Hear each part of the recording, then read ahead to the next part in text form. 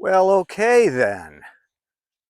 So you came here to learn the fastest way to sell your house, guaranteed in 2025. Well, you're hanging out with Popsy Guy, and your curiosity is piqued. And just some disclaimers: I'm not a real estate agent. I'm not even in business anymore. But I have been cursed with a fair amount of common sense. So let's talk about that. How to sell your house quickly, guaranteed in 2025. First of all, as most of you know, I have a part-time job, and I don't call it a side hustle for the simple fact that it's a part-time job. And I deliver pizza.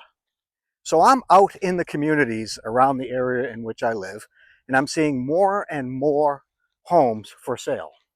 Middle-class homes, lower middle income class homes, and some very, very nice vacation homes on the water here in Pensacola. And the for sale signs are not coming down. So I'll, as I'm apt to do, see a house that I think is pretty interesting, and I'll get on Zillow and I'll say, okay, how much are they selling this house for? And there's the problem. They're asking way too much money for the house. So if you've been on Zillow or any other real estate market website, you can also find some history on the home, how much they paid for the home when they bought it, or the person that's selling it. You can dig a little bit deeper and find out the owner, if it's a corporate owner or an individual owner. But more often than not, I'm seeing people are selling their houses for amounts that are, if not double, a little less than that, than what they paid for it. That's the problem. So if you want to sell your home in 2025, drop your price. I don't know what else to tell you. It's like anything else. If you really need to sell an asset, whether it's a car, a home, uh, fine jewelry, what have you, don't get emotionally attached to it. Don't think because what you own is better than anybody else's, you can ask more money. It's supply and demand, it's market economics, and this is where my curse of common sense really bites me. If you really need to sell that asset, price it lower than the person who's competing with you to sell a similar asset. That's the guarantee. That's the secret. And until people start to get that, homes are not going to move. There's a home in a neighborhood that I deliver pretty regularly to, and I've been doing this a little over a year now. The home was on the market my first day. I was driving down this neighborhood and I saw this home, and I did what I just mentioned. I stopped and I pull up Zillow and I look at the home. The home is selling for $575, I think, at the time. This was well over a year ago. Well over a year ago. Here we are in March of 25, so it was probably 15 months ago. Just out of curiosity, this house has not sold yet. I decided to do the same thing just the other day. Pulled up the Zillow listing, and it's the same price. Hello, if it didn't sell over a year ago at that price, why do the people who own it think it's going to sell a year later at the same price? So in the meantime, there's been 4 other homes on that street that have posted for sale signs that are, in my mind, nicer homes. They have nicer curb appeal, they're bigger, they're relatively newer, but the owners of the house I just mentioned refuse to budge and are probably dismayed at why their house is not being sold. That's the problem that we have right now. Yes, interest rates are a problem. I absolutely agree, but if you're my age, which I suspect that you are, most of my viewers are over 60, you know that the 30-year average, or the average, I should say, literally over the past 30 plus years of a 30-year fixed rate mortgage is almost 8%. It's like 7.75%.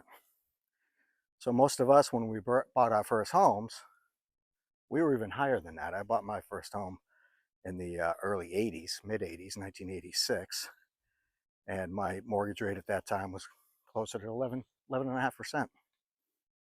So yeah, mortgage rates right now are high, but in relation to history, they're not. They're actually low. So I did pull some data that I want to share with you, but I just want to make sure you understood that if you're in a position to sell an asset, whether it's a home, a car, or anything else that you have, and you really have to sell it, you need to price it in a position that is attractive to people, don't hold on to it thinking, well, I'd like to make X amount percentage gain before I let this asset go. You don't have the luxury anymore. You just don't. Supply and demand drives what the market is. And if you're selling something and you see more of that asset popping up for sale, you've got more competition, right? There's more supply for the asset that you want to sell. And if the demand, which it is specifically in real estate, is waning, it's not that people don't want to buy homes. There are plenty of people that need and want to buy homes, but they can't. And it's not the interest rate. It's because you're asking too much for your house. So I'm going to pull out some numbers for you, and I'll link these the resources where I got this information. So first of all, don't have to use my glasses here because I'm in the sun, but something really got me thinking that it was because, and this is Popsy Guy's opinion, I don't attribute this to anything, and I'll probably lose some people, get you pretty mad, but COVID really screwed us over, okay? Not only, and I put a video together that my dad died by himself in a hospital room because no one was allowed to see him because of COVID. That was one of the worst things that could happen. But another really bad thing that happened is that money became free. And when something becomes free, the value of it drops. And that's what happened. The federal government at the time, I don't care your presidential preferences, I'm just telling you right now, our reaction to that screwed us over. And that's why we're at where we're at. People got money that didn't earn it, spent it on things they didn't need, they wanted, and all of a sudden there's so much money, again, supply and demand, sloshing around the system that the money became worthless. I don't want to say worthless, but it lost its value tremendously. And that's why prices on assets rose. There was more money chasing fewer goods. Now the mentality of selling your house for much more than you paid for it 4 or 5 years ago has to change. If that does not change, we'll be talking about this in another 3 or 4 years. And if you've got millennial children and Gen Xers, they're basically, they're shut out. I don't care how much money they make. Their household can make a couple $100,000 a year, but yet they still can't scrape up enough money for a down payment on a $700,000 or $800,000 house that has the 3-bedroom, 2-bath, or 4 bedrooms that they need to raise a family. So they're shut out. And that hurts, because if the houses that they need are not being turned over for them to move into, what happens next? I don't know. So if you're selling your house, drop the price. So here's the deal. What I did is I looked at through Bankrate, Bankrate.com, over the past 4 years what the average home value was starting in the first quarter of 2020. The average, right, was $383,000. So in the first quarter of 2020, if you were looking for an average home, and the average town in the United States, you'd be paying about $383,000. And in the first quarter of 2024, that average went to $519,000. That's a 36% increase. So just imagine, we're not talking about houses, we're talking about, I don't know, chessboards. I know I'm making things up, but let's say you owned an asset that you purchased in the first quarter of 2020, and you held on to it until the first quarter of 2024, which is 4 years, and you said, well, it's about time I sold this asset. I don't want it, I don't need it. And you looked, that's a 30%, 36% increase in the value of that asset. What did you do to earn a 36% return on that asset? You did nothing. But yet you're trying, not you personally, because I know you're too smart, you're trying to hold on to a gain, and you're being stubborn by not letting that asset go into the market for less than, let's say, 30% gain over 4 years. That's why homes are not moving. People think their homes are worth 40% more, or even more than that, than they paid for them just 4 years ago. That's crazy. And that's the problem that we're having. So interest rates in the first quarter of 2020 were 3.8%. Now, if you remember from, I want to say 2008 through 2000, what was it, 19, interest rates were very, very low all across the board. And then we started to increase rates just recently. But the average rate was 3.8% for a 30-year fixed mortgage. So you could buy a $383,000 home for a mortgage of just under 4%, which is much less than the average 30-year mortgage over the past 30 years. If you put 10%, that's 38, 20%, 76. Put $76,000 on that home, that mortgage is affordable. Fast forward only 4 years, that same house is worth $520,000 and the interest rate is just about 7.8%. You can see what I'm saying here? People can't afford that. I don't care how much money they have, they cannot afford not just to get into the house, but to maintain the home, pay the skyrocketing home costs, the insurance costs, maintenance costs, HOAs if you're in that situation, all the things that come with home ownership. Just getting into the house is one thing, but then maintaining it and paying for it is a completely different story.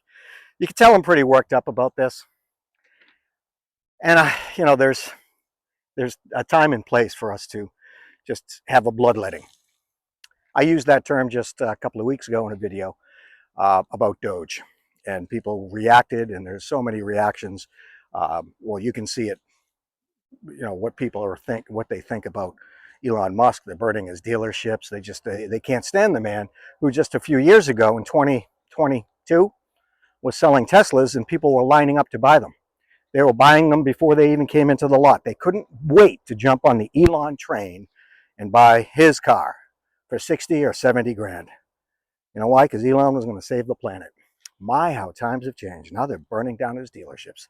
You know why? And I'm not shilling for Elon Musk. What I'm saying is he's trying to do a bloodletting. He and Trump are trying to do what we need to do to get this economy back to a much more stable and fair position. Right now it's not stable, and right now it's not fair. So let me tell you something else that I thought you'd be interested in. Again, I got this actually from the federal government website. Can you imagine if, and let's forget about the United States government for a moment, easy to do during tax time, right? Can you imagine if you were running your household budget and from the years 2019 to the year 2024, you had an increase in your take-home pay of 42%, gross pay. Let's forget about taxes and all that. Let's just say that your salary went up over that 5-year period by 42%. Well, you're feeling pretty good, right? That's okay. That'll keep up with the cost of living, and you'll be able to do things and put money aside and so forth. Well, here's the problem. If you were this household in the same time period from 2019 to 2024, you spent twice as much as you took in. So you took in 42% more, but you spent 86% more money. Can you imagine how long your household would last if you took in 100 grand and then spent 186? It's crazy. And this is what the United States government has done. Our revenue, driven mainly by personal income taxes, has gone up over that 5-year period 42%, but our spending has gone up 86%. Hello, that's a deficit. Now, a deficit is the budget, right? I take in 100,000, I'm spending 200,000. What do? You have to borrow money. That's why we have $36 trillion in debt, and we're just borrowing money we don't have. Hence the bloodletting. We've got to stop doing this. We have to stop doing it. Otherwise, we're going to end up in a situation where there's going to be a civil war. And I say that only because the have-yots are outpacing the have-nots. And as a society, us middle class, us regular people, regular Joes, we're not going to put it up with it much longer. I'm just saying that's the reality I hope does not happen. But if we keep on the path that we're on, there's really no other choice. And you've seen it, civil unrest.